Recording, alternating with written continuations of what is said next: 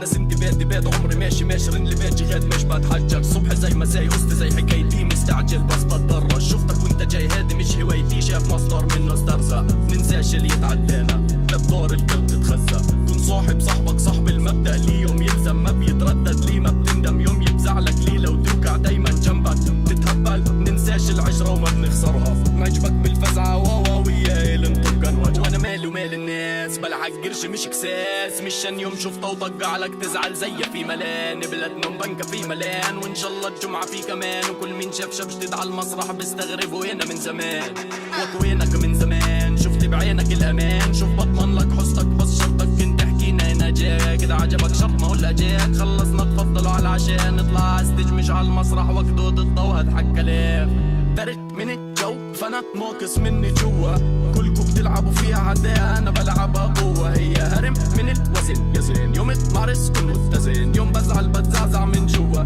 ليش لاني انا فرق من الجو فانا موكس مني جوا كلكم بتلعبوا فيها عداء انا بلعبها قوة هي هرم من الوزن يا زين يوم اتمارس كن متزن بزعل لو بتزعلني ويوم بزعل بتزعزع من جوا ضلني ساكت طول الوقت انا تتحسر حظك حظ كلاب حذر فزر سد الباب سند بادت سند باد سند راحت سند الجاب وانا سند بادي شغلي ماشي ماشي شرطي شافني ماشي رحت اتفتى شي مسك بطاطي شرطي شكله لطي شلتي بيعرفوني وقت اتنرفز يلا يلحقوني رحت اتمركز لما يمسكوني نام بالمركز غد بتدلل بتفرهد برتاح نام بسكوني بفيق وانا بجهز نيكوز انكرز لانه مصيره انيكوز انكرز مش منطق بتملق وانت بتسرح بمنطقتين سيب اذا بتزل لما تجيني بجيك ولا بسأل عندي يقيني في جيلي ومصدر رزق جبيني ودايما بعرك دايما بنزل ضلني ساكت طول الوقت انا تتحسر حظك حظ كلاب حذر فزر سد الباب سند بادت سند باد سند راحت سند الجاب وانا سند باد عمري ماشي ماشرين لبيت غاد مش بتحجر صبح زي ما زي قصتي زي حكايتي مستعجل بس بتضرر شفتك وانت جاي هادي مش هوايتي شاف مصدر منه استرزق ننساش اللي يتعدانا لا بدور القلب تتخزق كن صاحب صاحبك صاحب المبدأ لي يوم يلزم ما بيتردد لي ما بتندم يوم يفزعلك لي لو توقع دايما جنبك تتهبل ننساش العشرة وما بنخسرها نعجبك بالفزعة واواوية لنطق نواجعك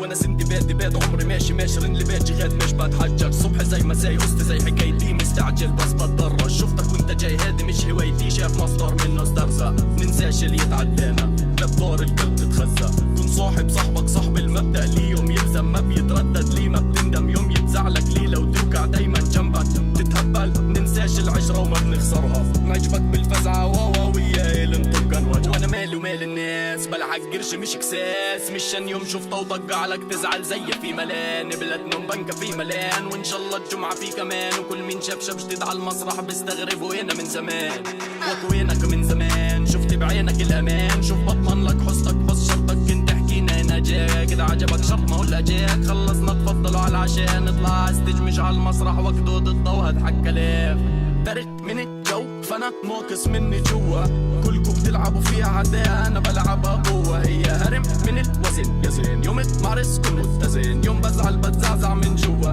ليش لاني انا فرق من الجو فانا موكس مني جوا كلكم بتلعبوا فيها عداء انا بلعبها قوة هي هرم من الوزن يا زين يوم اتمارس كن متزن بزعل لو بتزعلني ويوم بزعل بتزعزع من جوا ضلني ساكت طول الوقت انا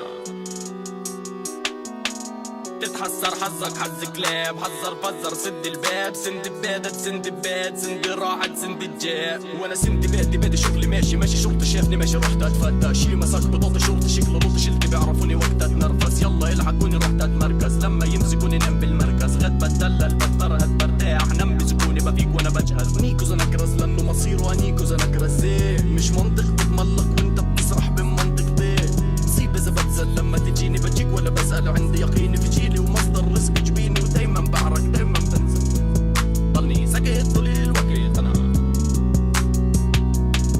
تتحسر حظك حظ كلاب حذر فزر سد الباب سند بادت عدد سندباد سندي راحت سندي جاء وانا سندباد عمري ماشي رن لبيت غاد مش بتحجج صبح زي مساي وسط زي حكايتي مستعجل بس بتضرر شفتك وانت جاي هادي مش هوايتي شاف مصدر منه استرزق ننساش اللي يتعدانا بدور القلب تتخزق كن صاحبك صاحب المبدأ ليه يوم يلزم ما بيتردد ليه ما بتندم يوم يتزعلك ليه لو توقع دايما جنبك تتهبل ننساش العشرة وما بنخسرها نعجبك بالفزعة ويا اللي نطقن وجعك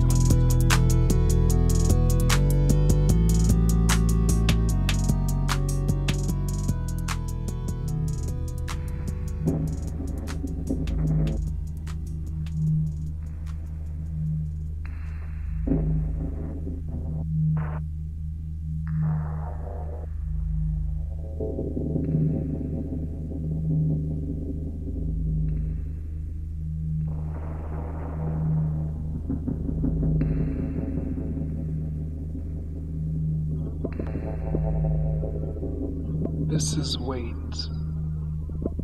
This is I did not know they made smoke like ocean.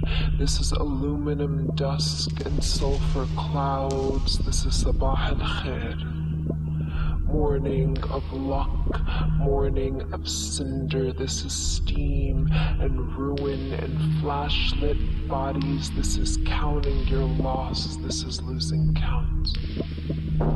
This is man greets dawn with head tilted back. This is man greets dawn with shrapnel. This is I cannot count fast enough Samhaini. This is daughter.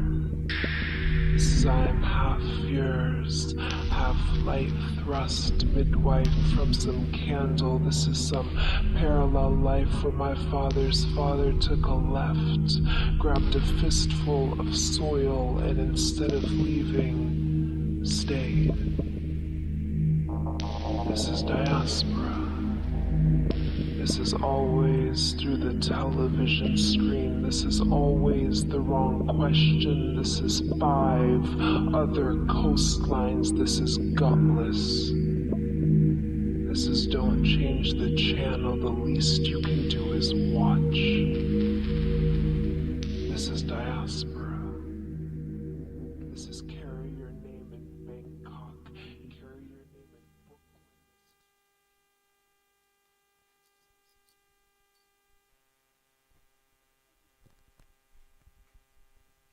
Hello. So, as some of you know, like the stream is being held from my flat, and I decided to make it from my flat so I can invite all my friends who I would like them to share their opinions with you and to feel more like we are home. And part of this, I decided to go around and talk to them. So now I'm going to Layla, Simon, and Muhammad. Hey guys, so I was just saying that we hosted this from home, so we can all feel like it's more comfortable, and actually it's a space to maybe laugh a bit and share our feelings about this. And also, as I was saying, you are people that I wanted people to hear your opinion because I think it was valid and it was very nice. So yeah, how do you feel about this being in the house and doing this? This is Leila, by the way. She's gonna have a talk now with Leah. Hi. I just want to thank Tahfa for hosting us. I'm really happy we're doing it from here, from your home. I feel like we have a sense of community. We are laughing together, eating some za'atar together, drinking. Yeah, Palestinian za'atar, Palestinian hummus, and also Palestinian falafel. Palestinian labne, Yeah. which is different from Lebanese labne. It was more like Egyptian fusion, right? Yeah, and this is what's so beautiful is that we're here together and we're coming together and celebrating our culture together. So it's really great and it's very heartwarming. I feel like I have a family proud. And actually, I also wanna thank people behind the stage, is Philip and Casey.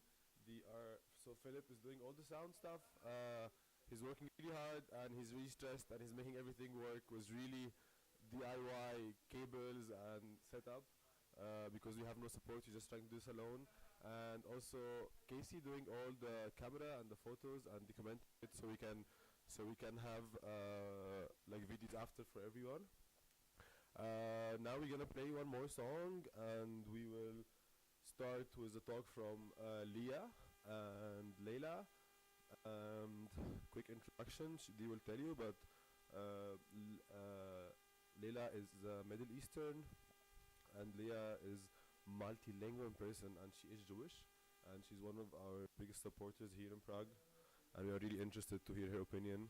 And but for now, we will play one more song for you. Remember, stop the genocide.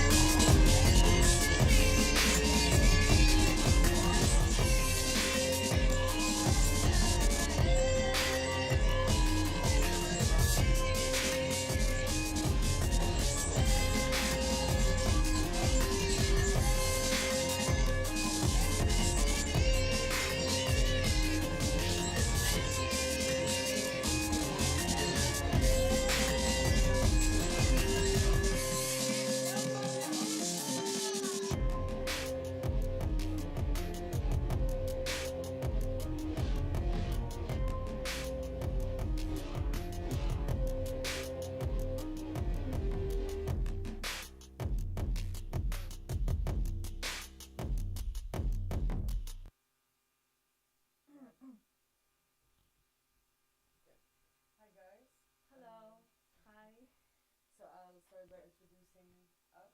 I'm Layla. I'm a Lebanese filmmaker.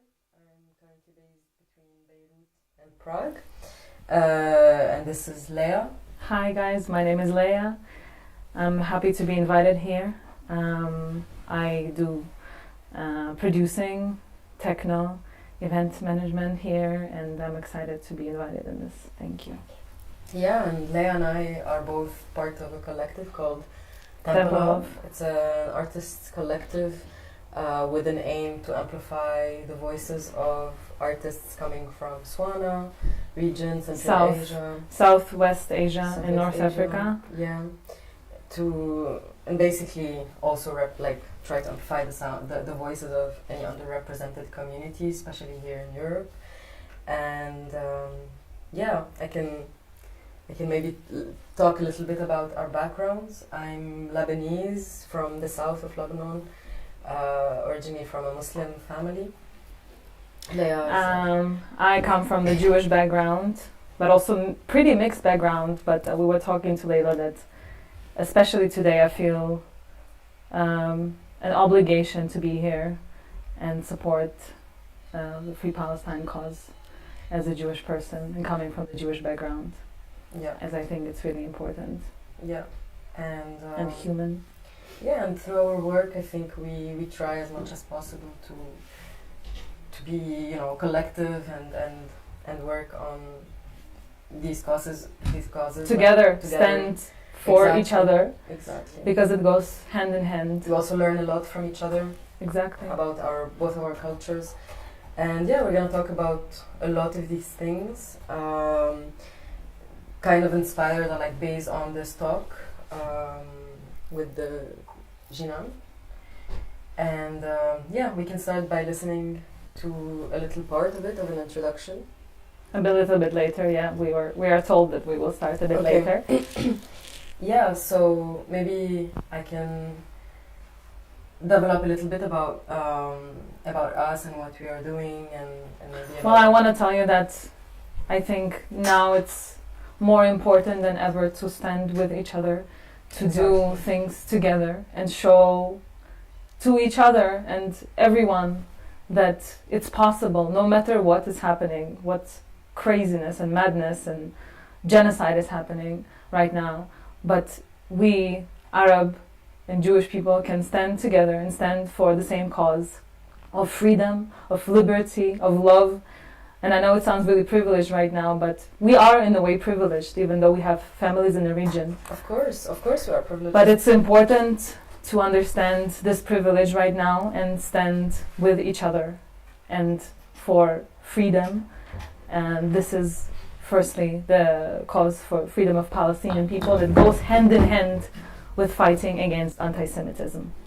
And this is a really important thing to address, because there's so much misinterpretation of what Free Palestine movement is standing for. And it's devastating to see that. Because just like Black Lives Matter movement, of course it wasn't at all about taking white lives and they don't matter. Exactly. But it's about the fact that we are witnessing the most televised genocide right now, and we cannot stay silent. And also that my voice and my family's voice also, and the voice of my people, is used, and our trauma is used right now for weaponizing what's happening right now and killing thousands of civilians. And this is, we stand together on this, and we say that it's thanks to people like you and, you know, Jewish people like you who stand for the Palestinian cause that we feel stronger, we feel confident about like vocalizing our issues and our cause here in Europe, especially. You know, I feel like with this rise of Islamophobia and Arabphobia, you know, like especially for me as an Arab person, like I'm afraid to go around saying, you know, Free Palestine. I've been labeled as anti-Semitic, which is very ironic because I am Semitic, you know. Like how can I be anti-Semitic? But yeah, like you become afraid of your own culture, you become afraid of your own language, you're afraid of vocalizing who you are and being proud of who you are. So yeah, it's thanks to people like you that we can, you know, protest together and say Free Palestine all together. So I agree with you. I always tell you that I admire your courage, and I know how hard it is to grow out of this. I admire your courage because I have an American passport, you know. You don't. You have a Lebanese passport, and you can have so much more troubles standing here. Me, I feel privileged to do this, and this is, for me, it's like the least thing I can do, to vocalize humanity, to vocalize the voice for peace, actually, and freedom and liberty for the people who suffer. But I think it's mostly courageous for my Palestinian friends Obviously, for the Palestinian families, they are courageous. The doctors are courageous. Us, I'm privileged. And being so brave, and this country, we know the stance of this country. It's not the most welcoming countries for any refugees, for any brown people. But you being there, I think is more courageous, and I'm just there to support you and say, listen, she stands for the right things. Thank you so much. I wanted also to talk a little bit about what's happening with you and, you know, this courageous part that I'm talking about. Human part. I know, but, you know, it's still not easy, you know, when you grow up with parents telling you something, you know, something like, I don't know, I also grew up with parents. My parents are great, I'm not saying anything, but, you know, just like any older generation, they can be racist, they can be sexist towards me. They've told me you need to get married.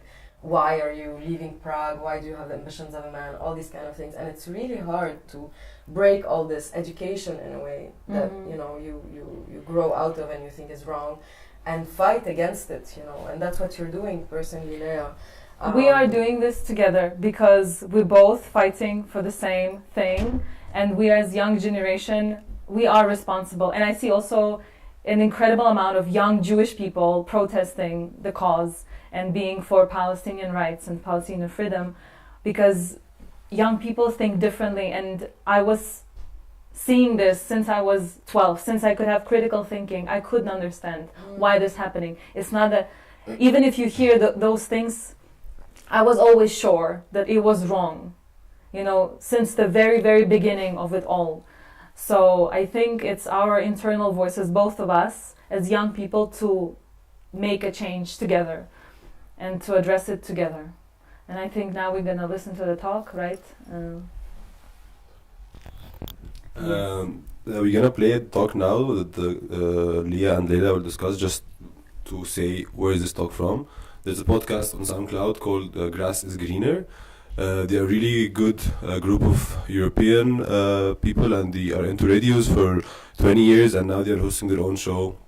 And the past 30 days they've been really active on podcasts with Palestinian guests, and this is from Jinan.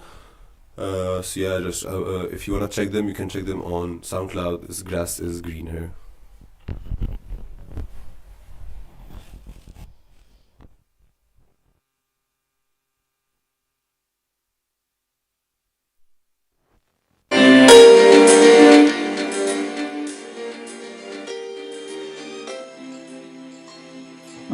Okay, hey, this is The Grass is Greener on WXRW 104.1 FM in Milwaukee. I am the host of the program, Gary Grass. With me is my co-host, Rebecca Grunow. Hi, and tonight we have Janan Najib. She's the founder and executive director of the Milwaukee Muslim Women's Coalition. She was born in Palestine. She's currently organizing the Wisconsin Coalition for Justice in Palestine, which is a new organization, and it already has 25 organizations who have joined. Welcome, Janan. Thank you very much for having me. Okay, so I'm a little worried about events on the ground changing really quickly, and this show getting aired like over the course of a week and things getting stale. But why don't you nevertheless still tell us sort of where things are standing right now, as of October 11th at 7 p.m. Well, yeah, things are happening very rapidly, especially when there's a will to commit a genocide, as Israel is currently committing in Gaza. So, you know, as many people probably already know, or you know, maybe people don't know, Gaza is this open air prison that has been controlled from the air, from the sea, from the land, by Israel for 16, 17 years. It's only about 100, I think, in 20 square miles. So it's really a very small area, and it has the largest concentration of human beings of any place on Earth. It has been controlled for these, 17 years, and people cannot go out. They're very limited as to when Israel will allow them to go out. When they need workers, they'll give them a day pass. So basically, they're this enslaved population that is used for cheap labor, and that's the only way that they're able to really put any food on the table. And it also has the highest rate of malnutrition of any place on earth. It is about 2.2 million people, of which about a million are children. And so it has seen probably 4 or 5 times in the last 17 years where Israel has chosen to bomb the heck out of it.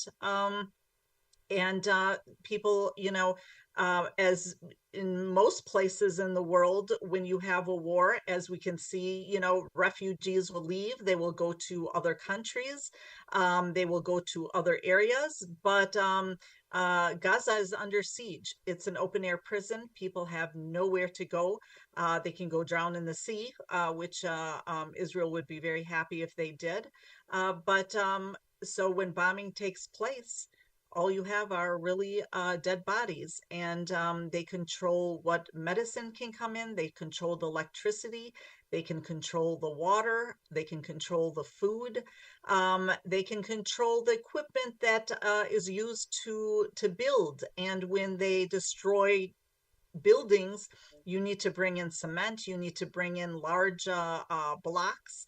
And this is all controlled by Israel. And so for the past 17 years, the Gazans have lived under these unbearable and atrocious and oppressive conditions. And as would any enslaved people in a place that is akin to a refugee camp, they tried to break out.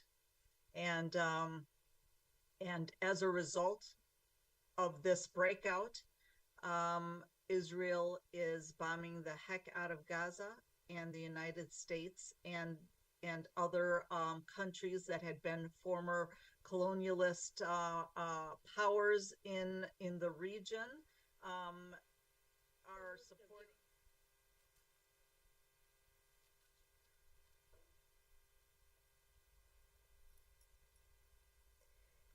Yeah, so I would advise everybody to listen to the talk. It's really, really interesting. And her point of view on it is even more, touching and interesting. So it's a really interesting. And it was even before the major atrocities happened, and no, even like more. It was 7th of October. Yes. It was October 11th, even before the hospitals were bombed in numerous amounts, and many people, thousands of people were killed. Yeah, but she says something really, really interesting, and something that really stayed with me after this conversation. She says that Israel is a colonial project. It's a project that is funded basically by these ex-colonial countries like the UK, European countries, and the US, for basically to wash their colonial past, basically to try to clean their image of what they did from the Holocaust, and us Arabs are paying the price for that. And it started even before the Holocaust. The idea of Zionism started before the Holocaust too, because of the pogroms and all of this happening in Europe. But also it's important to address that the Mizrahi Jews from the Middle East as well, and also Jews living together with Palestinians before in Palestine. Of course. And they were living really well together for a really long time. Yes. So the whole problem was caused by this really one-sided, I would say, of course, influenced by European white colony idea of the state only focused on the Jews and only giving rights to the Jews. Yes. And that's what's I find really funny, because I think a few days ago, like Netanyahu was saying that all we want is to make Palestine better, and we want to give them a better place to live, and we want to live side by side. But that's not that's like, just look at the facts and look at what's happening. Yeah, that's but then not the Zionist project. The Zionist project is literally built on making Palestinians second-class citizens. Yeah, because most of them cannot come back. They had to leave as refugees. They cannot Yes, come back. So what is this? It's ethnic cleansing. While the Jews have the right, I have a right to go. Exactly. I'm Georgian Jewish. You know, I'm from the East. I'm Eastern Jewish. I have a right to go. It's called repatriant. Yes. Repatro. So going back to the homeland. To homeland. Yeah. Yes. Excuse me. What about the Palestinian Yeah. people? It's also their land. It's you know, of course we share this similar heritage, but the indigenous question, they erasing the history of Palestinian people as indigenous people of this land. Janan even says something really interesting in the talk. She says, all Jewish people have the right to go to Israel. Absolutely, will be treated yes. amazingly in Israel, welcomed in Israel. Even if you're converted to even if you're Judaism and converted have to no Judaism. relation to the land whatsoever, Exactly. But a Palestinian person whose home was stolen, whose home was stolen, who has a family tree in Palestine, who has houses, who has an olive tree that is older than his grandparents in their house, they cannot go back, and they're not welcomed, and they're treated like shit, and they're, you know, being called dogs, being called human animals. That's literally the Hitler's rhetoric, you know, that was taken. I never thought that I would live through what's happening now, meaning that with all the atrocities that Jewish people had in their lives, that anywhere in the world we will see people who were oppressed doing the oppression again. And it's even, I wanted to quote, there's in the Bible from Exodus, you know, when Moses took his people out of Egypt, it says, this is from the book, "You shall not oppress a stranger, for you know the feelings of the stranger, having yourselves being strangers in the land of Egypt." And this, okay, we remember this from Egypt. Jewish people celebrate this as a fight for liberation of Jewish people. And the same way after Holocaust. So I would never in my life thought that it would ever happen as people who were oppressed to do the oppression. So to me, this means that we don't learn anything from history. And this is what upsets me the most. And now I want to scream, as a person with a Jewish heritage, I really want to scream about this and be a voice of unfairness and genocide that's happening. It also makes you learn that hate and violence only feed more hate and violence. Like, you cannot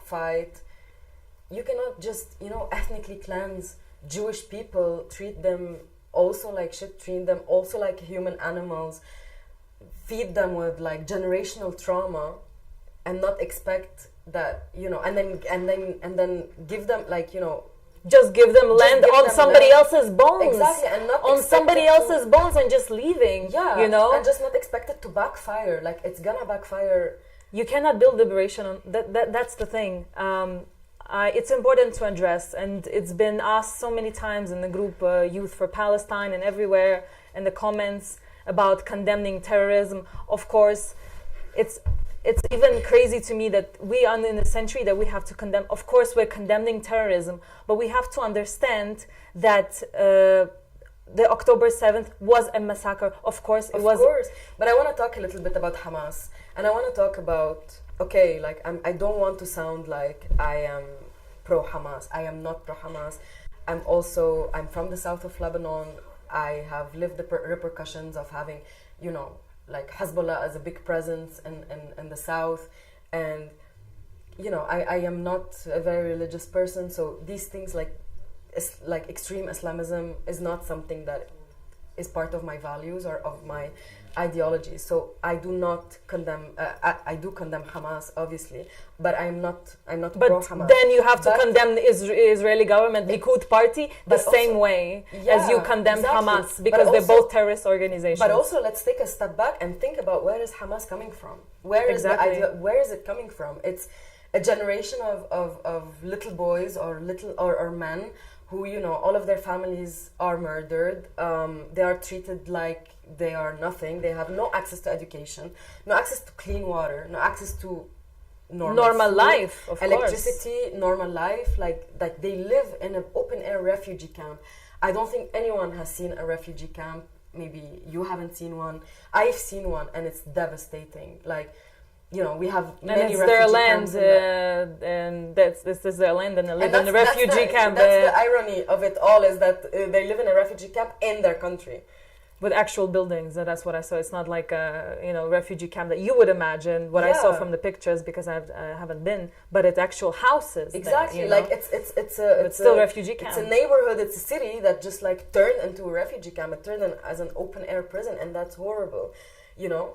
And yeah, so you have all these men and all these boys that turn into men, and they have nothing else to join. They have no other resistance. Like, they need to fight it off, and everybody's upset at them. Why are they fighting it? Why don't they just submit to Israel? But like, it's your land, it's your family that you're fighting for, it's your own right that you're fighting for. So of course I do condemn Hamas. I mean, their actions, mostly of the violence that was there, but of course that. Yeah, but it is like, how to say, there's a cause of the problem that was standing there for many years, already decades. Exactly. So no, I think it's important to condemn violence. Of course, it's a very privileged perspective from me to condemn violence, I think.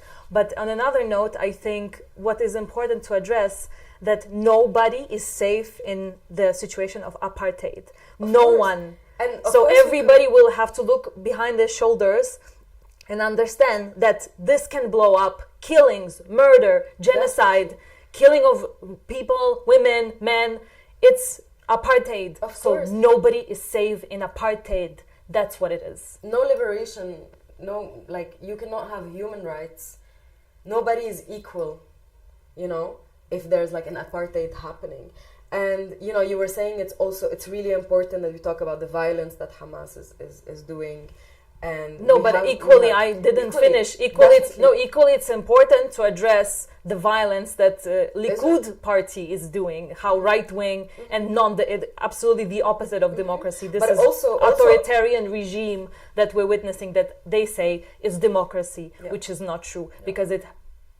How can we say we can condemn the terrorism of Hamas and then not condemn the terrorism 200 more times by Likud and Israeli government? How can we say that? But also, then we have to say both. But also, then we have to say we condemn both, exactly, at the very least. But also just like take a step back as well and remember all the peaceful protests that Palestine tried to do, all the peaceful resistance they tried to do, all the little kids that tried to fight for their homes with the rocks, with the little, how do you call it, the thingy.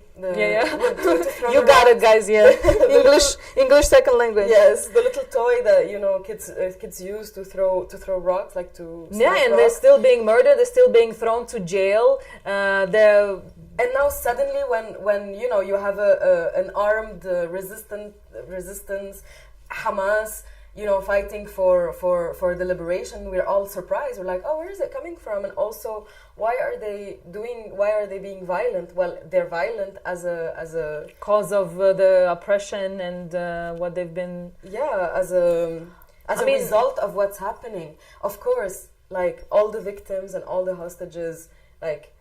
This is not, like, you know, this is very wrong, and I do not support that, and I am for peace and the liberation for everybody, but, like, you know, we have to stop using this comment that is now all over, I think, social media, and actually all over this debate where it's like, but do you condemn Hamas? And of course we do. Everybody who stands for a free Palestine condemns Hamas, but at the same point, I think, when and it was one of the speeches made by one of the speakers in the Free Palestine protest, almost every Palestinian person going on air is asked that question. If you condemn Hamas, but no Jewish person is asked, do you condemn the Israeli government? And it's just unfair. It's just when you are asked those questions, people are assuming that you are a terrorist. Exactly. You know, and this is absolutely a wrong perspective. And that's racist as well. Yes, no, absolutely. You have these Arabs who are coming on your show, and you're like, but first let's talk about terrorists. Are you a terrorist or not? Yeah. And then you have a Jewish person coming to your show, and you're like, oh yeah, like of course you're a nice person, and also and also like, what do you think about about the Israel government?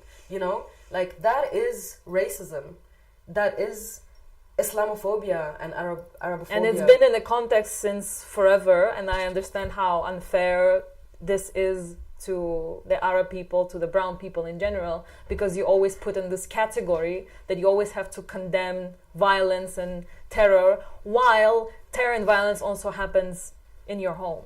Yeah. So you want to distract this a bit more, like, and you want to put it in the context, listen, the genocide is happening now with my people, and they're like, but wait, what about? Mm-hmm. But of course, to me, it's also important to understand that, like violence is wrong. Violence is not a way to go, and we need to find other solutions. But we are witnessing such a disproportionate reaction from the people who actually said, those are the terrorists, but they again committing more crimes towards civilians. Yeah. And I'm sorry, but I would say that what is Israel is doing is terrorism. Of course, I agree.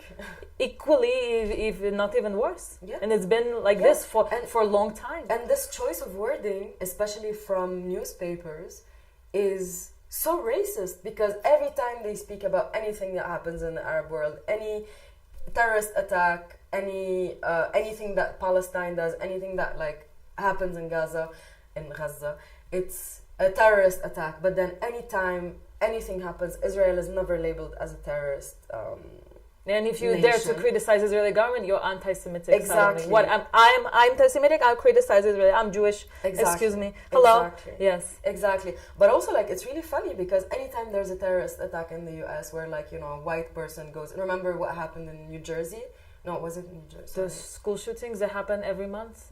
Yeah, I know, but there was it was in a mosque. Oh, right.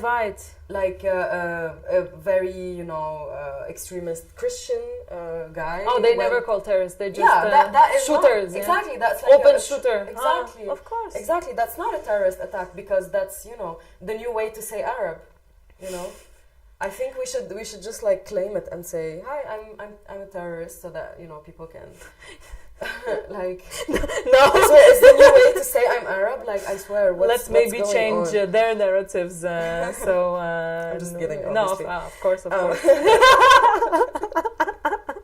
Layla. Sorry, now I'm being a bit controversial. I'm here with you. We are both being really controversial. My dark humor sometimes is hard to... It heals us, it's part of the heritage. Yeah, exactly. The Semitic heritage, let's be honest. No, I'm not saying... I do not mean any of that. We are very open people. We condemn terrorism. But I cannot believe we have to say this so much, so many times. This is insane. Yeah, please stop genocide. Please stop killing people. Of course, we condemn terrorism. Of course, makes sense. Of course, I don't like people to die. Of course. Yeah. Of course, I'm not okay. What do you think? Do you think when I saw this footage of these innocent ravers? I'm a raver. I love going to raves, and I imagine if something happens, if an attack like that happens, it's horrible. It's horrible. And for me too, I understand this could have been my family. It's really one step. Our mutual friends died in the attack, and it's not only Jewish people died in the attack. Thai people were kidnapped, French people, Arab people themselves also. Yeah. They died throughout the whole apartheid. Yep. That's what we are saying. Apartheid regime doesn't bring happiness, freedom. No. It only brings fear and more violence. That's all we're saying. Yeah, that's and honestly, the reason. Yeah, and honestly, like, I don't know how you can go and rave there. Of course, like, that's another subject. I'm not saying anything that, you know, I'm not trying to say that it was okay for that attack to happen. I'm not saying anything, but I was just wondering, like why would you go and rave in Israel? That's such a horrible... Rave by the Gaza yeah, border. like so close to the Gaza border. It's like you have people literally without water. That's like, really, how to say, it's really a privileged thing. And I honestly, it's really far right now because we are about to say some, maybe a little bit more controversial, that it's not I know. those people's fault. Obviously, Of course, they're innocent civilians. And They died brutally. They were killed brutally. Know, yeah. No, but still, I think this is, again, we're going back to the question of like supremacy and being blatant to other people's pain. That is part of the government, that it's somehow is okay to party next to the border of the open air. I wouldn't even say prison, because prison means you did something wrong. Exactly. Ghetto. Yeah. This is literally Jews also, you know, there were Jewish ghettos. They were put there to live. It's the same thing. There's no difference. So, of course, we're not condemning. Of course, we're not saying that it was okay to do whatever happened. There was absolute massacre. But just the fact that those kind of things that are normalized to party right by that shows you the difference. Like, that shows you where, you know, you have a society, like, where are they and where are Gazans, you know, people from Gaza, where they are. Yes. Like, that shows you how within the kilometers... The treatment. Like, that shows you the privilege that one nation has and what the others have. But anyways, I think this whole subject also brings me to, you know, pinkwashing and how, you know, just from the fact that Israel is hosting these raves and like trying to show itself as this country that is like so progressive, where, you know, democratic for some reason, or like they have the gay pride, and I love that. I love it. I'm being very sarcastic now, by the way. I love it when people tell me, you know, oh, Israel is the gay, like the gay country of the Middle East. Yeah, and they say, oh, look, you know, if you go to Gaza, you will be killed because they don't welcome LGBT people, women, etc. Yeah, or for example, like after the protests we were having in Prague, there was like a photo of my friend. She's a woman, and you know, she was in the protest, and there were so many comments of her, like about her, and like on social media, saying like, oh, let these girls go to Gaza, and like we'll see how they will force them to wear the headscarf, and how they will be treated, and how they will be raped, and this is so fucking racist. It's like, dehumanizing of people, first of all. Secondly, I think it's important to address that no matter, we are queer, inclusive people, feminist, but we are privileged to have these problems of having, you know, gay rights. But in Gaza, there's so many other let's things. Start with just them being life, able to live. Exactly. Yeah. Then other problems like feminism. Of course, it's part of the problem. Definitely. Yes, but it's not when you have to survive. First, like, yes. be able to have your period normally, like we were talking with, or give birth. Give birth. Imagine how many there's so many pregnant women right now, like thousands of babies being born. And dying immediately after being born.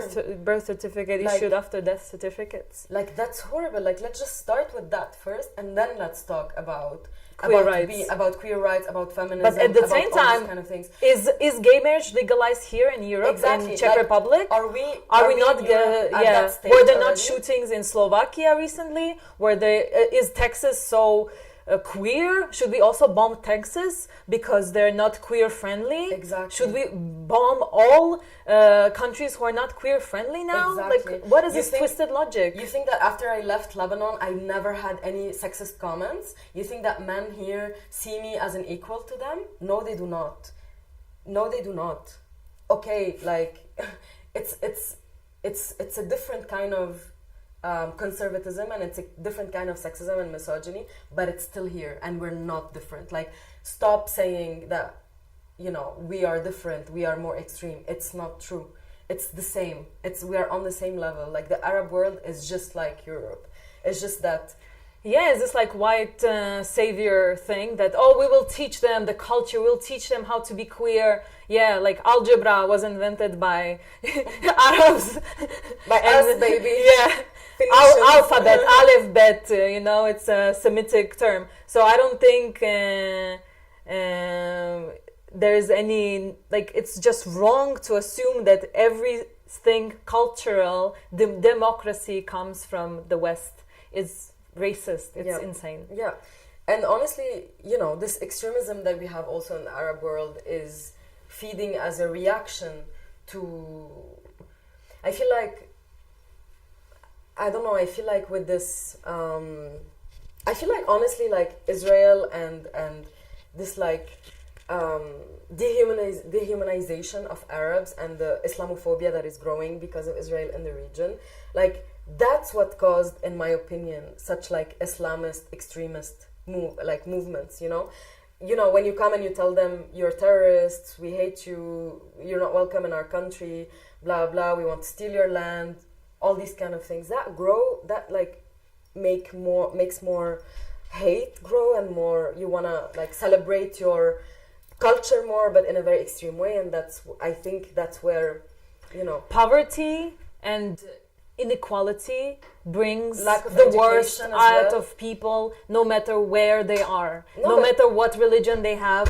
Because I also come from the Caucasus, and in the Caucasus region, they also were, you know, they were occupying the land, the Russian Empire, there was Soviets occupying the land.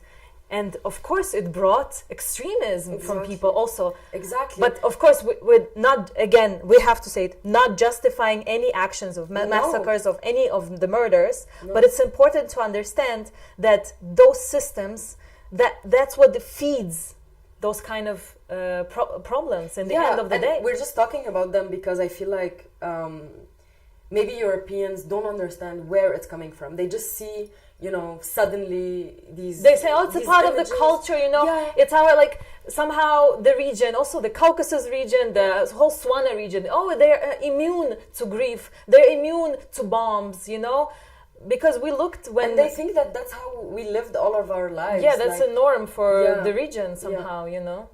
Yeah. Yeah, but actually I wanted to talk a little bit more about pinkwashing. Yes. And how, you know, it pretends to be such a, you know, pro-queer state. And sorry, my chain of thoughts. We talked about how this idea of fake democracy is feeding off pinkwashing. Yeah. Now I realize that we actually did tackle the subject, but we went on such a... Yeah, we went a really big route. Yeah, exactly. I actually wanted to ask you personally, because you told me you were also displaced in Lebanon from your home during the war. Maybe you can talk a bit more about your experience. Yeah, I mean, my experience doesn't even start to compare to what Palestinians go through. And that's why, like, I don't know, like, I don't like to go around saying, oh, you know, I lived the war, No, of course, but you did live the war. This just not the same level. Never was like this before, like craziness, what we're witnessing now. Yeah. But I think it's also important.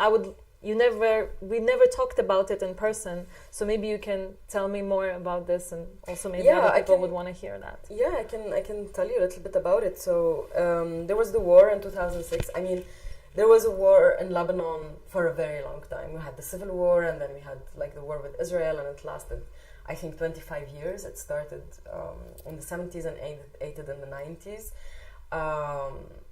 So it was, we have like this really long past of wars, and you know, then it kind of, again, that's what I was talking about, this like extremism grew in Lebanon, because there was this resistance that was there to like protect Lebanon from the Israeli occupation, because Israel's project was to also occupy Lebanon and to extend its territories, because they also think that we are supposed to be their land as well. But anyways, to go back to the war that happened in 2006, yeah, it really doesn't even compare. It was like a one month long war, but it was really traumatizing for me. I was really young and I didn't understand what was happening. And when it started, I was alone at home. I was really alone, and it was the summer, and my whole family came to Lebanon. Like my aunt, who's an immigrant in Canada, she came with all her kids, and my dad came from the US, I think. And it was gonna be a great summer, I was young and I was excited. And my brother, he also went to Canada as a student, and we all came back together. It was like gonna be a great summer, and I was so excited. And the next day I was alone at home because my mom, like everybody had left because they had a lot of things to do.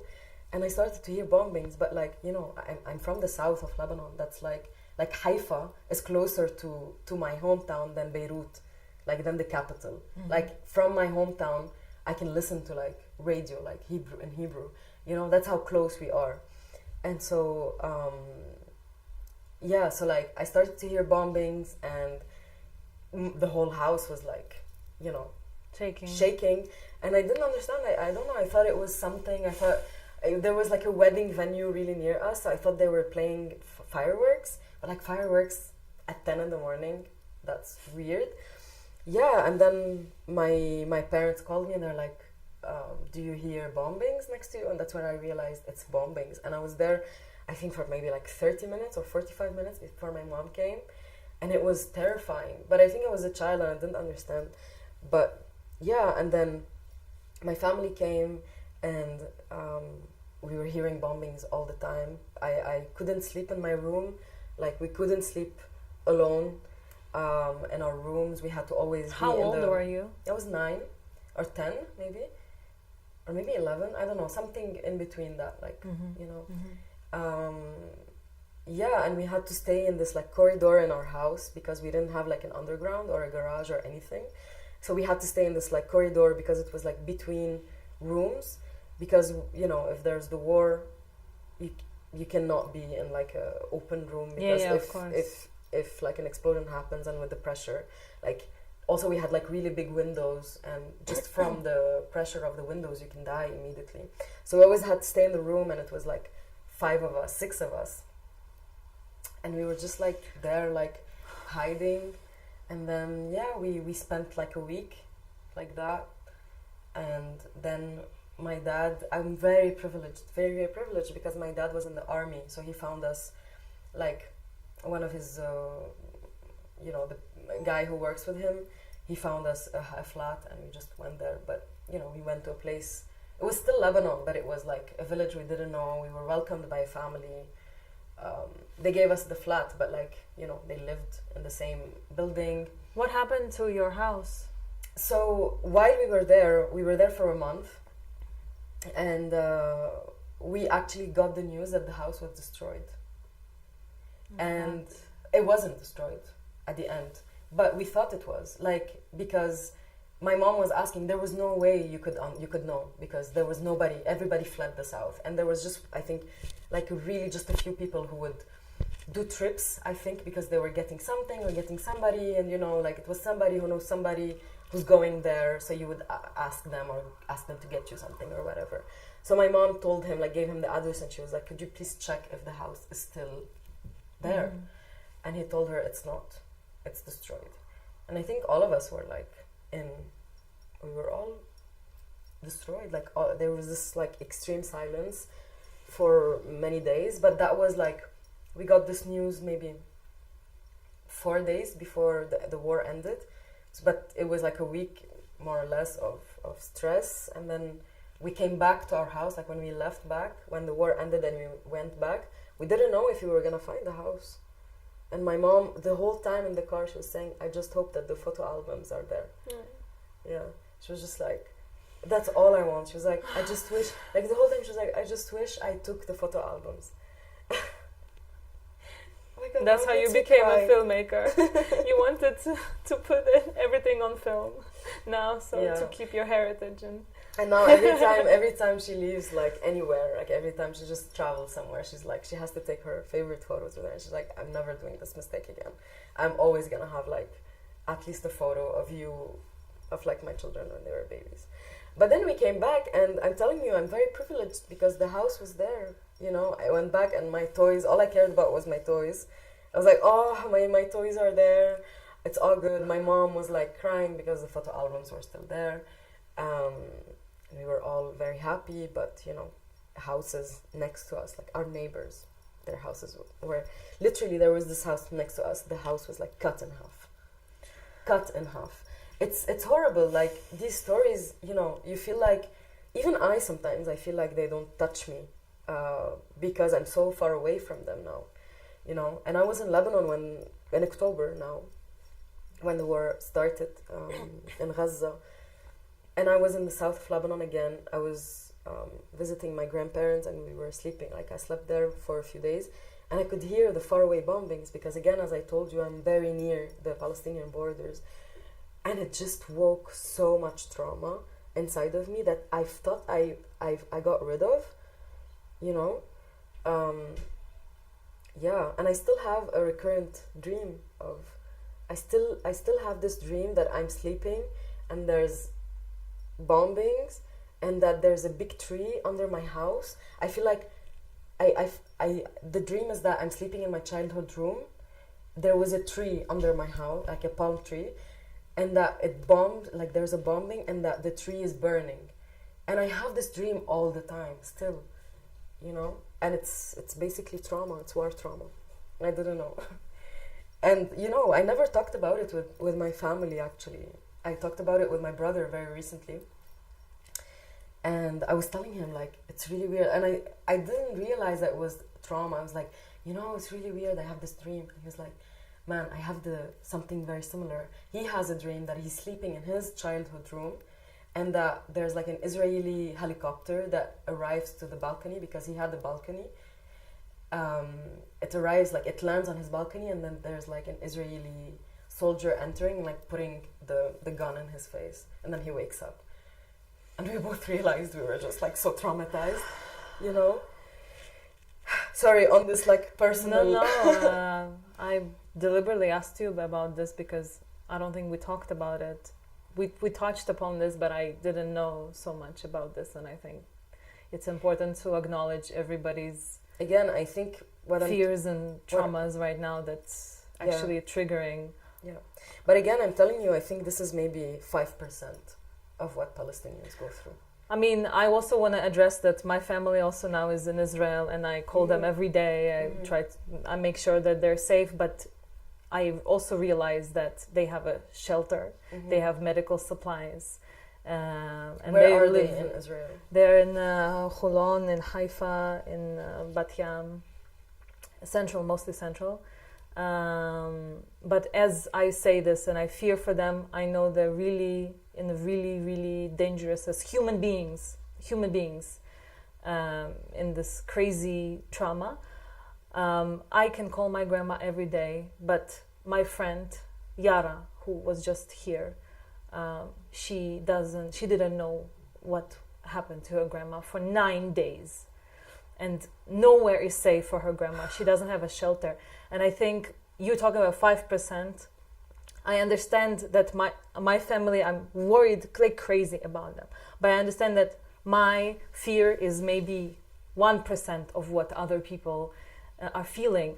But it's really important to acknowledge that you can have pain, love, and fear for your own family, and you can have pain, fear, and love to other people's families and babies. Of course, yes. Equally. And our hearts are really big. You know, sometimes we're so blinded by hate that we forget that our human nature is really dual, you know, that you can have many feelings besides just one, and many views besides just one. So acknowledging other people's suffering and realizing that it's much more than your suffering is really important, I think, in this situation. That you talk about 5%, I talk about 1%. And I know how they fear for their lives as well. in there. But again, having no shelter, no safe space, no way to contact and even understand, like my really good friend cannot reach her family right now. Luckily she did today, thank God. But this is somehow became a norm, and you have to acknowledge, I acknowledge my privilege. I acknowledge the privilege also that my family has. I don't want to minimize their pain. Maybe they're even listening to my voice right now. But I want the people who are, let's say, right now living, the Jewish people and people in Israel, to learn, and I know I'm not the only one in my tribe, but to understand that there is other people's pain that might be 5,000 times more, because there's no place that is safe. There's hunger, no food, no water. So I see that many Jewish people are standing against what's happening right now, but I also understand that it can be more, and I know, and I have some hope, I do, that it will be more of the people standing together, actually. Definitely, definitely. Maybe I'm too dreamy and bullshit right now, but no, I really think... I think maybe, you know, if we don't expect better, and I said that, if we don't expect better, we will never get better. And that's why we're here together, because we're here to expect better from ourselves and from each other, and choose to stand with each other, not against some stupid opposite feeling of hate. But this liberation should come from both of us together. The liberation of people of Palestine that equals to fight against anti-Semitism. And I've been saying this many times, and many Jewish voices for peace say that. And I cannot understand why it's not yet received by everybody. So it's important to address it all the time. Yeah, and that's why I think, you know, people from Jewish background and people from Muslim background, it's so important that they come together and that we talk and, you know, like... understand that we're fighting the same evil. Yeah, and fighting for the same things. So, yeah, maybe we can take a little music break. We will play the 5 really nice minutes from the talk. So 5 minutes from the talk, yeah. And then a little music break. I know, and then we continue. Okay. So we'll have a little.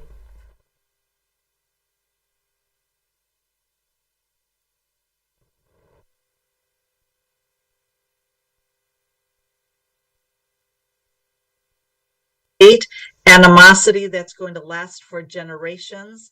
And, you know, when you commit crimes against people, you're always looking over your shoulder because you know that you are a criminal. And I think that that's something that Israelis should really think carefully about, that the Palestinians are not going to go away.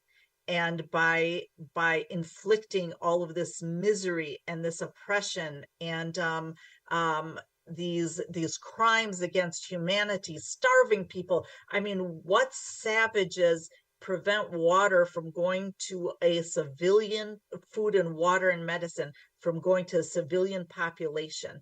I would really, I think it's a little bit difficult to remember where in history that kind of savagery took place. But that's happening, and it's going to cause immense death. It's going to cause immense suffering. But you know, the Palestinians will carry on with lest you forget. We will never forget. There's always the idea that Israel has, and Israelis or Jews from wherever they are have a right to return, and they often talk about the right to return. But nothing is ever mentioned about Palestinians' right to return, even though they left Palestine, were pushed out of Palestine a whole lot closer time than a lot of the Jewish population. If you could say something on that. Yes. Well, this is the policy of how, Israel has succeeded in bringing Jews from all over the world to live in the former homes of Palestinians that they pushed out by declaring the right to return, that any Jew anywhere has the right to return, even if they've never had any connection to Palestine, even if they're a convert to Judaism, even if they're just Jew by birth, but don't even, believe in the Jewish faith, that they have more right to go and live on Palestinian land than the Palestinians do. And again, I keep going back to this concept of racism. The people of Gaza, they are the Palestinians from 1948 when Israel was established and they were made refugees. And so they look over these high walls and these barbed fences and they see their land. They see their land, and yet they can never, they cannot go and step on their land. When the recent breakout from the prison took place, many of these individuals, this was the first time in their life that they stepped foot on their land. So this issue of right of return, that it's only acceptable for Jews, and we have to understand also what we're dealing with. This is coming from that messianic understanding that certain Zionists have and Messianic Jews have, that somehow God is this real estate broker and has promised this land to Jews, although they hadn't been there for thousands of years, and ignoring the facts of history as if that same Jewish population continued on, disregarding how many might have, become Christians in that land, and then eventually people that became Muslim in that land, and just ignoring history and believing that God promised this to any Jew anywhere. And that God is this racist being and has become a real estate broker for them. So I think people need to understand this. The problem is another group that is really strongly supporting this Zionist vision are the Christian Zionists. These Armageddon Christians that that believe all the Jews need to be on this plot of land so that the Messiah will come back, and either they accept Christianity or they're going to all die, all the Jews will die in an inferno. So it's a very, very convoluted, very strange kind of understanding of faith and understanding of who God is. But what's stranger...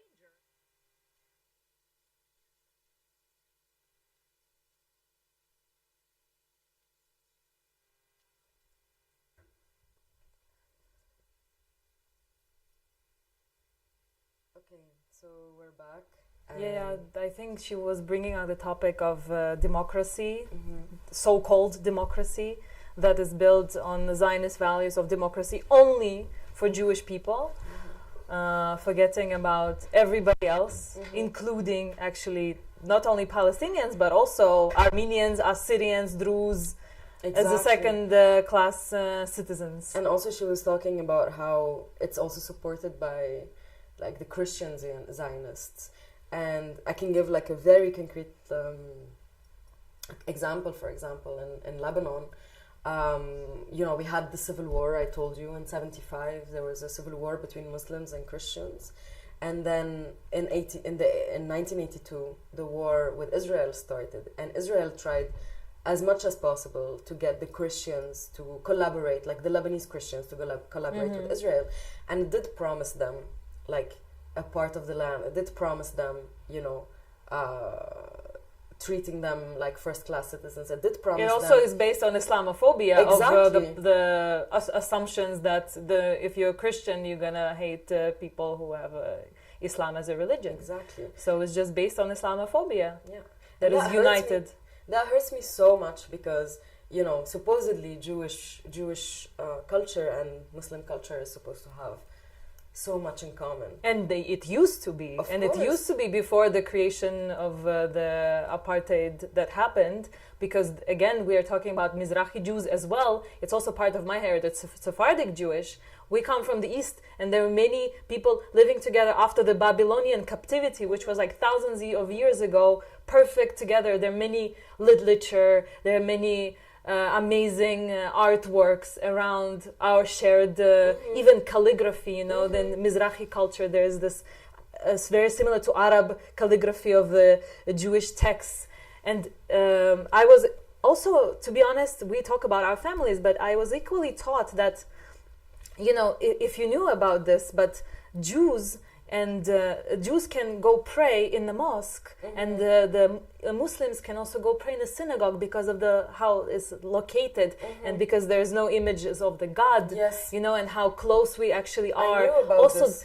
The DNA that goes back in thousands of years. I'm not saying, this is a really important distinction between saying that we share a Semitic DNA versus our land. This is our land because it used to be our land for 1,000 of years ago. Because sharing the heritage doesn't mean that apartheid oppression doesn't exist. It exists. It's just a different way of it, not that we see, let's say, in between American settlers and indigenous people, but it still is apartheid, and it still is oppression, and it still is illegal settlements, and at least we need to acknowledge this fact. And I know that in the Zionist propaganda they say, but thousands of years ago doesn't cancel it out. No, of course. So it's just important to address, because this is the point that the Zionists keep saying, that, we share the same heritage, so, that's it. This is the point. No, it doesn't cancel out the two notions. Yeah. Very separate notions. Yeah, but I wanted to talk again about the similarities that we share between. It's good. Let's talk about similarities, please. We need that. Because I think we don't have much of these conversations going on, and I don't think there's much people from Muslim backgrounds and Jewish backgrounds coming together and talking openly about these things. And again, I think both of us are not specifically religious, but I think we're both very proud of our background and very proud of our culture, and we both are artists who celebrate our culture very, very, very openly and very directly. And we celebrate it, Leila, it's important to address, we celebrate it together. Yeah. We have the same we're part of the same collective, and I think we bring each other up, we cheer to each other for our work. I'm a filmmaker, and most of my work is about being Arab and about being from Lebanon, and we also have Temple of together, which is also going back to the good times in a way, in those dreamy ways where we lived happily.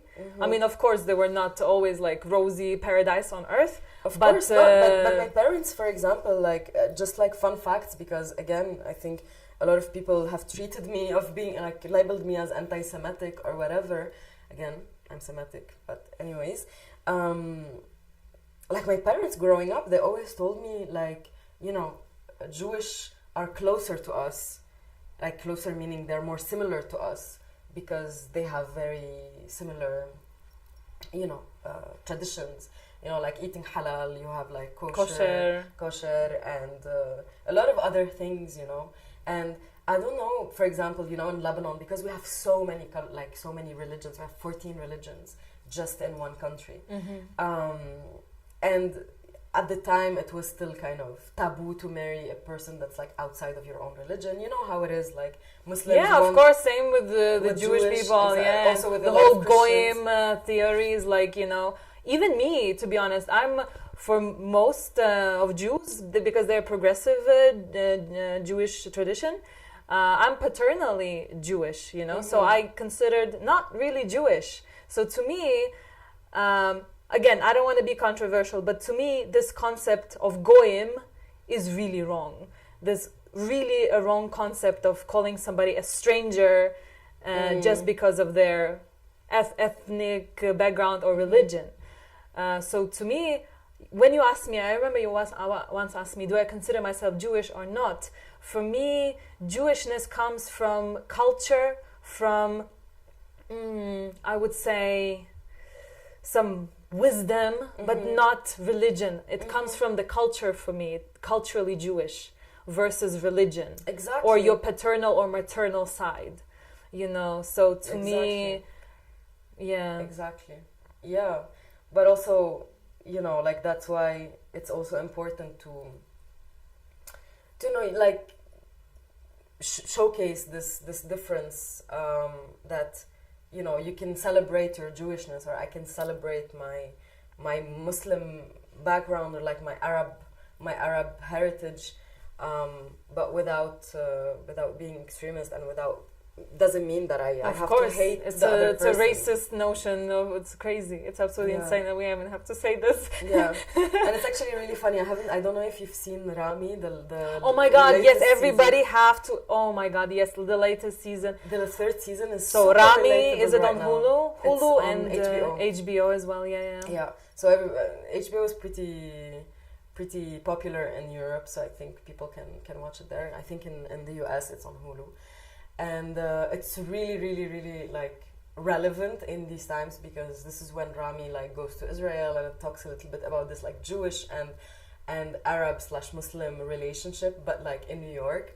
and how they're super close in New York. And that's actually really funny, because my brother, who's very conservative, he's a conservative Muslim, he lives in Canada, but he buys all his meat from like Jewish supermarkets, and he like goes in and he's like, you know, like saying hi to them, and they're co-living peacefully, you know, and they need each other there because they share the same fucking culture, and they have the same traditions, which, whatever, like, if you agree with them or not, I don't eat halal, like, I don't care, but, you know, these communities, they need each other outside of their own land. And then when it comes to the Middle East, they're like, you know, while they're living peacefully in New York, and nobody's bothering anybody, everybody's like chilling, you know. Yeah, Rami is an amazing series and very, very relevant right now, because it's a story about a son of immigrant parents in New York. Oh no, sorry, New Jersey and New York. And he is half Palestinian from his mom's side and half Egyptian from his dad's side, and he goes to Palestine, and he sees what's happening in the last season. So I think it's really important for everybody to watch it, so highly recommend it. Yes. Especially coming from you as a filmmaker. Yeah, it's really, really good. Also, to me, I think music and culture, something that we talk about unity, right? Something that unites us. And for me, I always, felt so close culturally, rhythmically, but also, of course, I have other West Asian blood that is, of course, super influenced by all, but we need to understand how we are really lived together for a really long time, and it was beautiful time and nostalgic at this time, and I understand how far away and how remote to talk about this is now, because Palestinians now are just exterminated. So unfortunately, I don't know where it's going to go and how this will end, but it's not. This will only bring more extremism, and I just don't understand how people in power cannot understand that by fighting Hamas right now and killing one shooter on behalf of 1,000 people that are dead, civilian people that are dead, and those people whose children are dead right now, whose parents are dead, what will they go through in the future? Luckily, if they survive, what will happen with them? How don't they understand that it's going to bring more pain, more extremism, and more pain? This what I don't understand, and I refuse to justify anything, and refuse to understand this, to be honest. I really don't want to. Yeah. I don't know if we have a lot of time left. Maybe we have just a little bit of time, and I wanted to end on, you know, to reflect a little bit about on the protests that are happening now. You know, I have a lot of cynical people around me, especially from, you know, like Lebanon. I think we kind of lost hope. We lost hope and change. We've been going through so much shit for such a long time, and I feel like most of my friends have lost hope. Like, they feel like these protests are not gonna lead to anything. We tried, like, especially for us that have lived the Arab Spring, you know, we protested, we had the revolution, and then they repressed us, told us, go back home, no change for you. You know, we were on the streets with, like, it was great days, I don't know if it was great days, but it was like euphoric. It filled was with happiness, some yeah. hope. And there That was was hope, a yeah. glimpse of hope. Exactly, like we were protesting. I was with women who were veiled, who were not veiled, who were like wearing mini skirts, and then others who were like from so many different backgrounds. You know, women who were coming from the village all the way to Beirut to protest with us, who were like with shorts, very open, and we were all coming together, and we were demanding the change of the government. We were demanding a free, non-racist government, and we were demanding queer rights. We were demanding women rights. You know, that women cannot even give the citizenship to their children. Like, they always have to depend on a man to give the citizenship for their child, their own child. Like, if I today get pregnant without a father, if I decide to be a single mom, I have to find somebody to claim the child. Like the existence of the child. I cannot claim his existence, like their existence of my child. That's But what anyways, I think, Leila. But that's what I think. What matters right now for us to still go to protest, to still That's what I talk was about this, getting to to. still, because this, what you're saying, goes with my views together, and many other people who are not for the governments, and people are not their governments. We have to remember that. Exactly. That's what I was gonna ask you. That, you know, I feel like from my perspective there is a bit of loss of hope. But what do you think about all these protests, and how do you feel about it? It doesn't have to be, you know, you don't need to predict to me what's gonna happen, but just how do you feel about it, about these protests? Do you feel like we're changing anything? Personally, I just hope that we do. I think we do. You know why? I think we do because I believe there's literally a science, butterfly effect, and if you bring even like a bit of negativity to the world, it affects the whole world immediately. Like, it's maybe a very grandiose things of saying, but if you can make one positive change, even from one person that sees this. And I also wanted to tell you maybe something I was telling Mohammed, that after the protest, I was wearing a Palestinian flag and I went to the subway. And for a second, I look pretty whitewashed, you know, like I can pass for white tea for Czech person, no problem. For the record, Leah has blue eyes, beautiful blue eyes, and white skin. Also me, as an Arab person, I'm pretty white. Who's whiter? Yeah.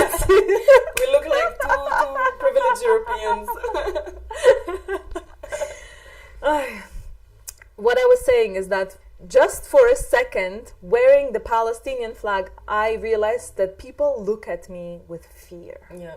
So for a second, I realized how the brown people in this country feel, because just by wearing this flag, they assumed that I'm a terrorist, yeah. Or like somebody to fear. Yeah. And that's what Palestinian people dealing with in their land right now. Yeah. They're being feared, as well as genocided and ethnically cleansed. And I have to say that, of course, it's the Palestinians nowadays. Having the Palestinian flag is like you're having the fucking ISIS flag up. Like, there's a fucking difference.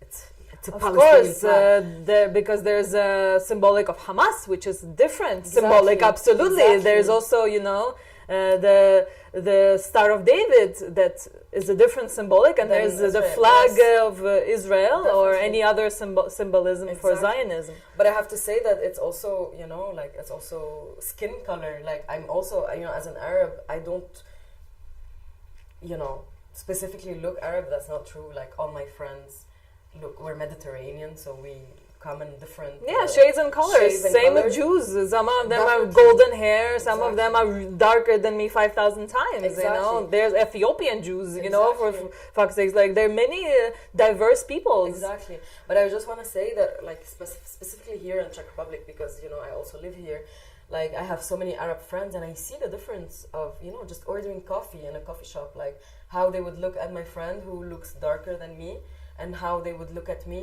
or how they would serve me the coffee, and how they would serve them the coffee.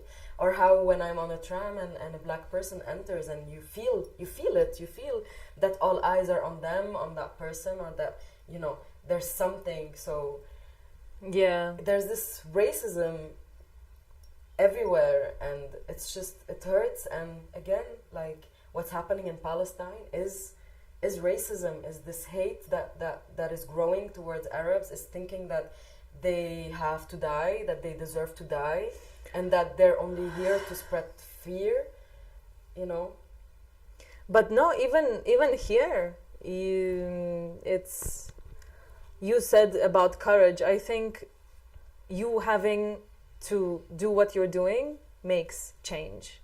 And I think the fact that we're doing it together, it makes change for us. And we will not stop. We will not stop loving. We will not stop working together. We will not stop talking. Our voices will be heard, and we will make music. We will make films. We will talk about justice. We will talk about freedom and human rights, because that's what we stand for. Nothing else we stand for. Yeah. That's it. That's what we stand for. I agree. Okay. All Thank right. you so much. Thank you. Thank you, Leah. Thank you, Leila. I love you. I love you too. And I really hope that better days are ahead, and we're both gonna continue fighting and proving to the world that, you know, unity can still exist, and we're all gonna continue. Solidarity, Solidarity. and love. That's what it should come from. And Exactly. this is how we build, hopefully, a better world that is also part of our mutual heritage, making world a better place. Yeah. It's human nature. Yeah. And I have to say that I also admire you a lot, not just because of the courage, but also because you have a beautiful kid. And I'm so proud to see, you know, people like you who have children, because we need more parents like you to By teach. the way, I think my Jewish boy with curly hair should definitely marry your Lebanese niece. Let's arrange it. We're being this aunties. Let's set it up. We need more of this. How do you call it? Set up marriage? No. Yeah. How do you call it? How is it? Anyways. And know you what I got mean. it. You Yeah. English second language. Relax. Yeah, we don't have to speak that. I wish I could speak Arabic. I wish I could speak Hebrew. But I don't speak Hebrew. But I really wish I did. I think it's a beautiful language. Let's speak Aramaic. I think this is this is the root. Let's learn. Make Aramaic the language. Yes. Yalla. Yalla. Okay. So, thank you so much. Thank you. And thank you for inviting. Thank It's you, an Tahfa. honor. Thank you for giving me a chance to speak too. I'm not a person of you know, very big historical knowledge, or I feel privileged to be here, and I really appreciate that you guys give platform to me, and of course to our mutual conversation, because I think conversation is what can take us exactly somewhere. Thank you at for least. listening also, and thank you for being curious and everything. Thank you.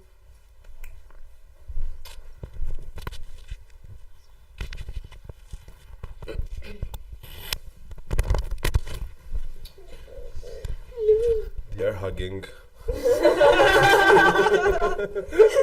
Wait.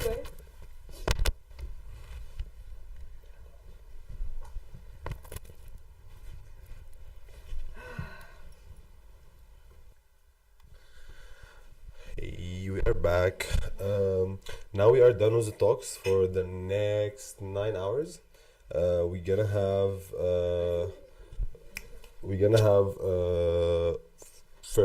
two different collectives joining us, and we have Epoche will be hosting the first collective, and Rough Boy will be hosting the second collective, and then we will have two sets from Omar Al-Sadiq and Freddie Hudson.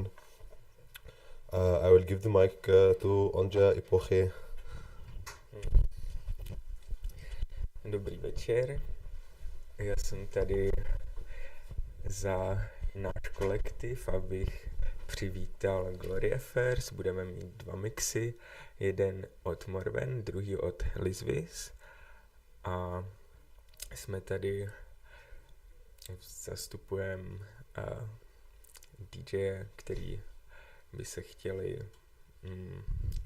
vymezit proti genocidě, která je páchaná na palestinském obyvatelstvu a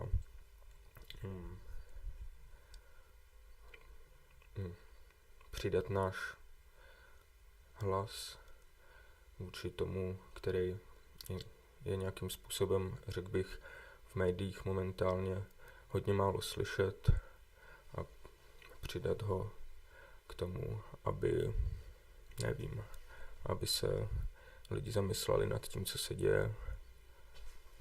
A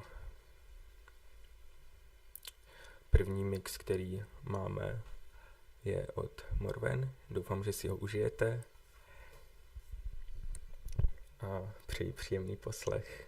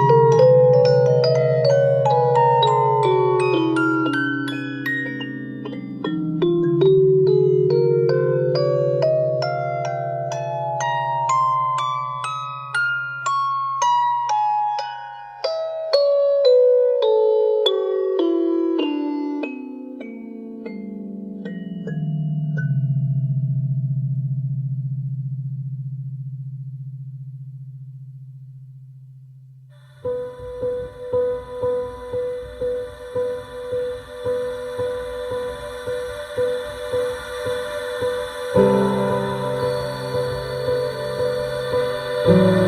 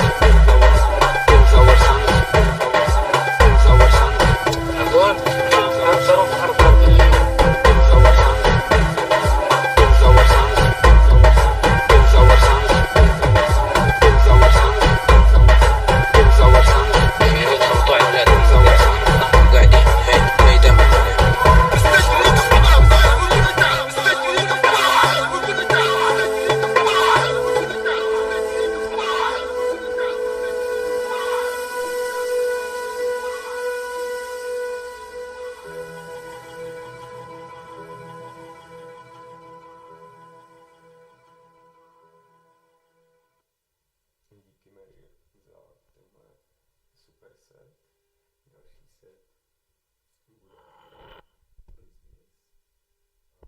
A ještě jsem chtěl říct něco, nad čím jsem teďka přemýšlel a s tou současnou situací v Palestíně jsem se osobně hrozně zklamal s tím, jak fungují pro mě dřív liberální média a přijde mi dost těžký dostat nějaké informace vyváženě, pokud člověk nesleduje Instagram a není v nějaký bublině, která zrovna ty informace nějakým způsobem posouvá dál, tak bych jen chtěl říct, že každou středu se dělají pořádně demonstrace, které pořádá Sdružení přátel Palestiny, zároveň se dělají demonstrace o víkendu a myslím si, že je super tam chodit, je super, že těch lidí přibývá, je to jeden z těch způsobů, jak možná v tom dost nevyváženém prostředí ty informace dál nějakým způsobem předávat.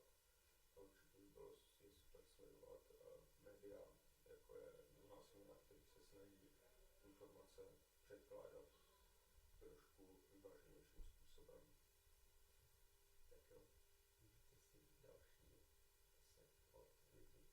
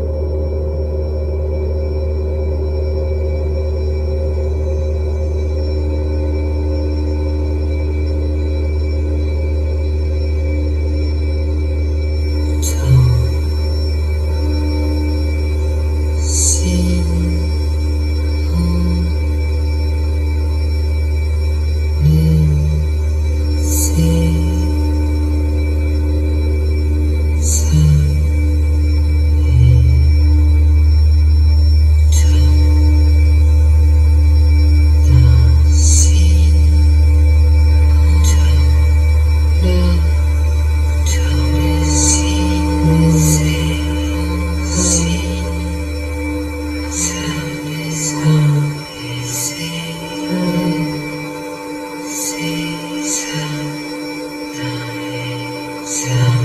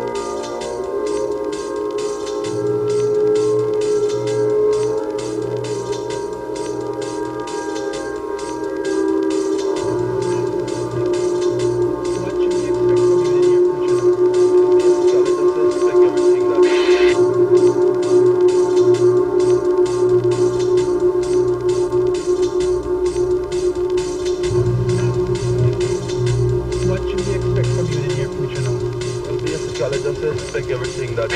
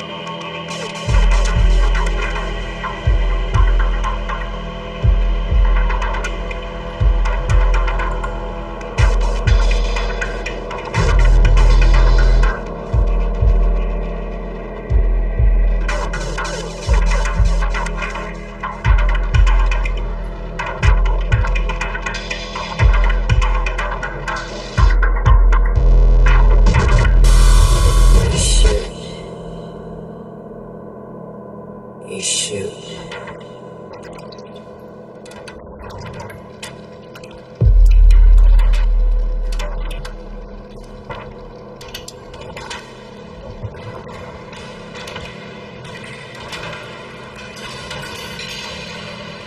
Issue.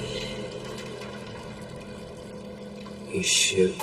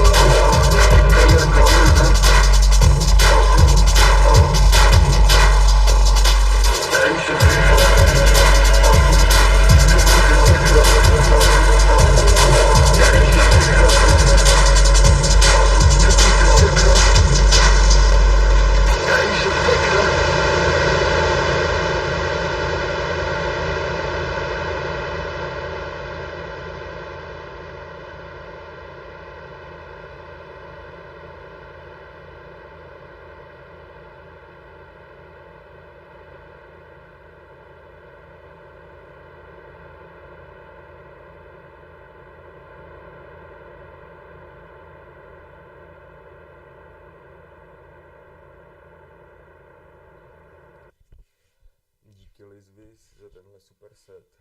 Chcem poděkovat celkově Gloria Fairs za to, že přijali pozvání na náš stream a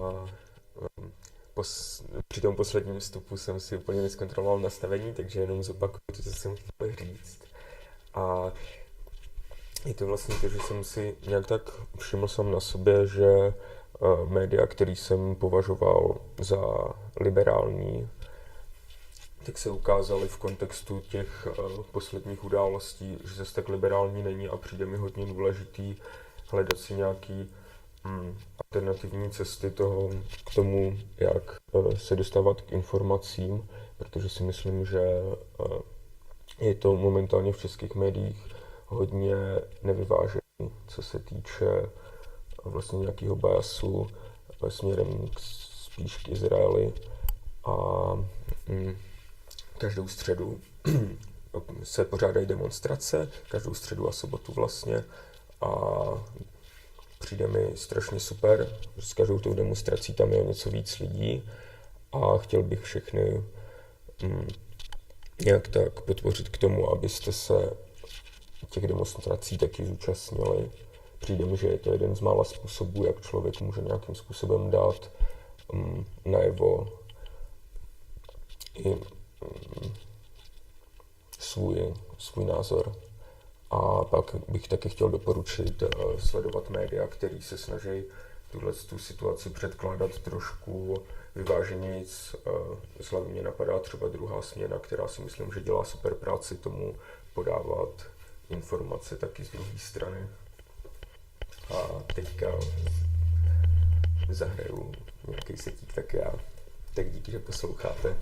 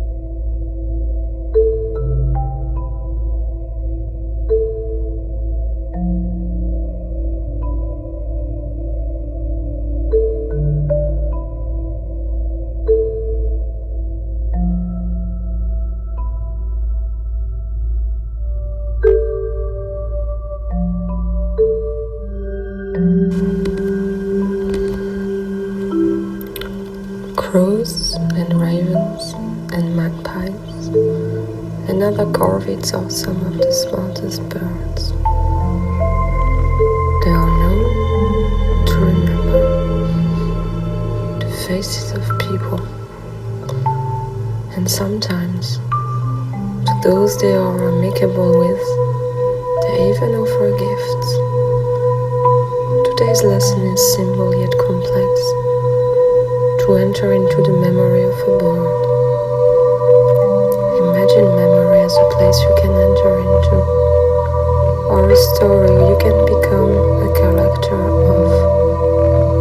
Talk to the crows near you, learn to speak their language, give them food to eat. Over time, and this may take some time, they will begin to become familiar to them. You will be remembered by them. Maybe you will receive a gift.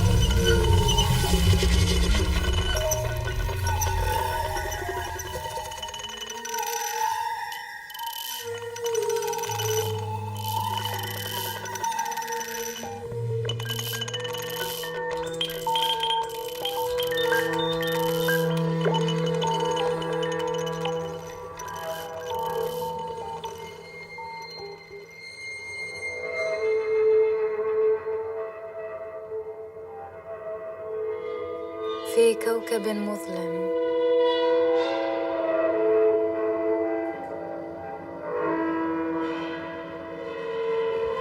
زحفت الألوان من أعماق كهوفها الكحلاء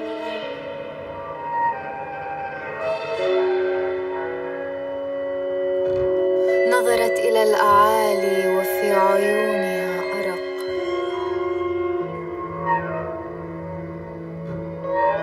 تقابلت ومن ثم انسجمت وامتزجت فولدت الفقاعة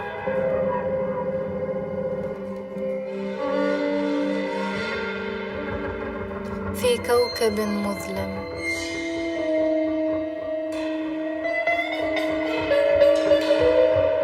زحفت الألوان من أعماق كهوفها الكحلاء نظرت إلى الأعالي وفي عيونها أرق تقابلت ومن ثم انسجمت وامتزجت فولدت الفقاعة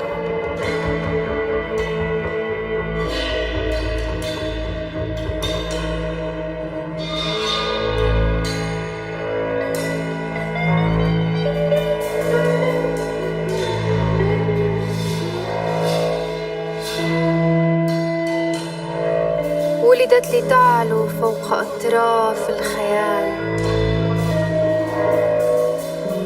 وتنغمس في أنسجة الذاكرة والرائحة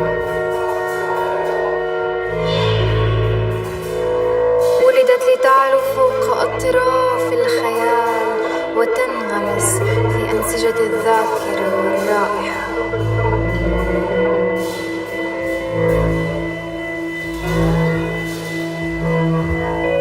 ولدت لتلامس الوجود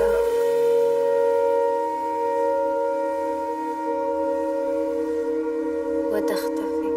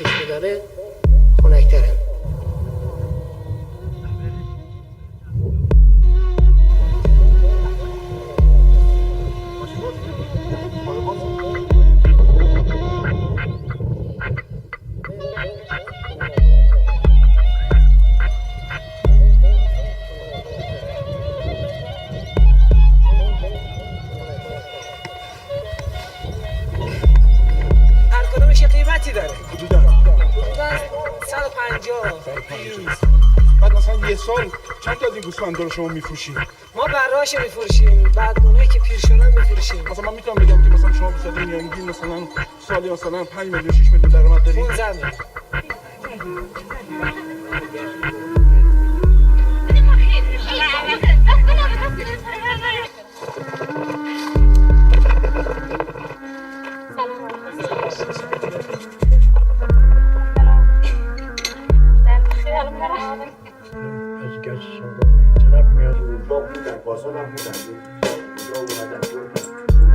در منطقه شهر و شهرک‌هایی به وجود اومد و تبدیل شد به استان، شهرستان‌هایی به وجود اومد. اشایر دیگه از اون حالت حرکت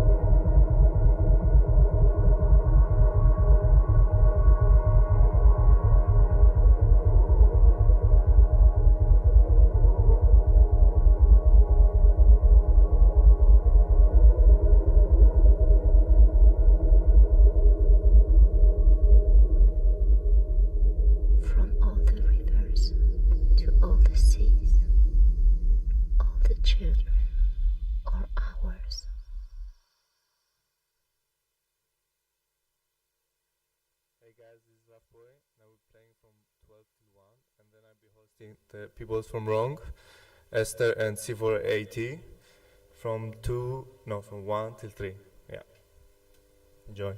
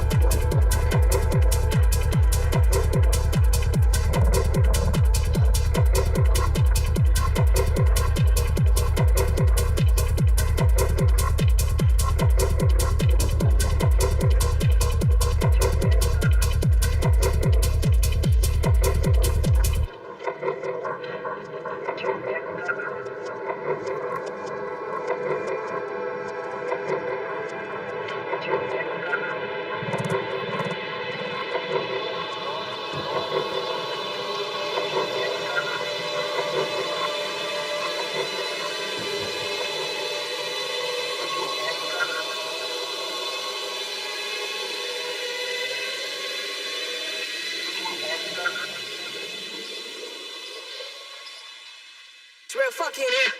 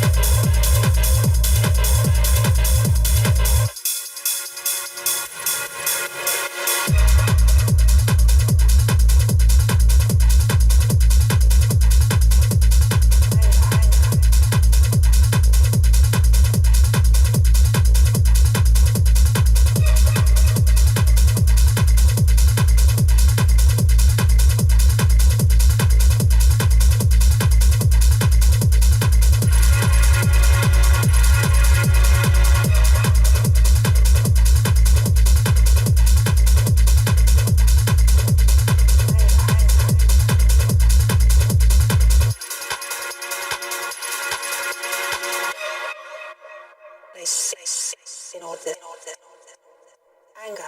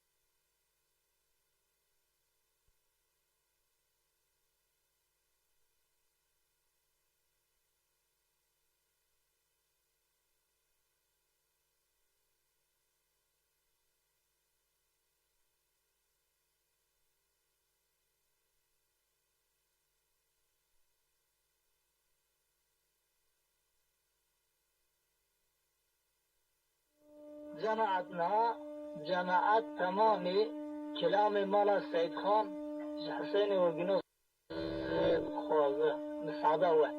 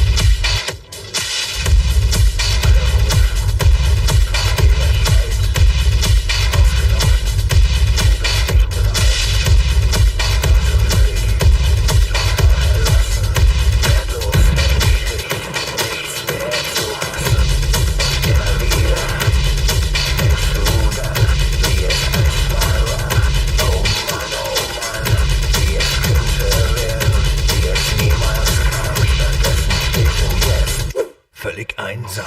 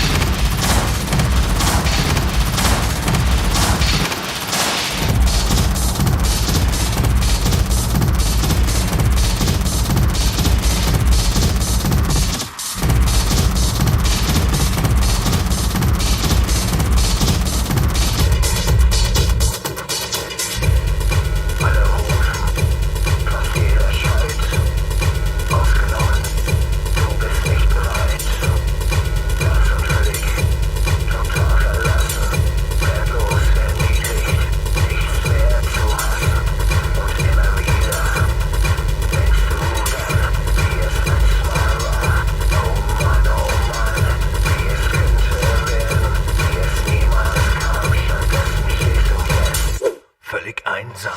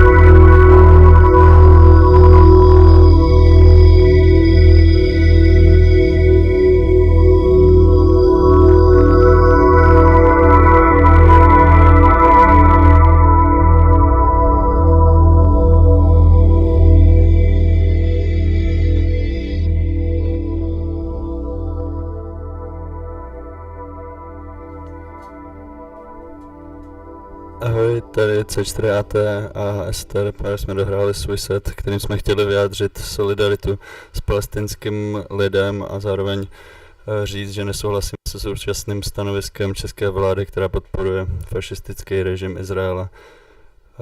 Choďte na demonstrace, mějte se hezky, děkujem, že za pozvání. Díky. Now we had the two talks from the Rough Boy, and we heard the set from T4P and Esther, and we will now play a set from Omar Sadiq, and I hope you enjoy it. It's pre-recorded and it's part of the archive. We're starting